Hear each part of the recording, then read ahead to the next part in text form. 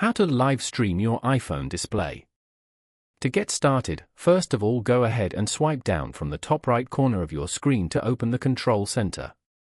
To customize it, press and hold on an empty area of the control center until the icons jiggle and it enters edit mode. Once in edit mode, tap on Add a Control at the bottom left of the screen. A new panel will slide up, showing all the available controls you can add. Use the search bar to find screen recording. From the search results, simply tap on the screen recording icon, and it will be added to the control center. Now, tap and hold the screen recording button as shown. You will now be able to view all the apps you can live stream to from here. Then, select the app you want to live stream to. Following these steps, you can easily live stream your iPhone display. Thank you for watching.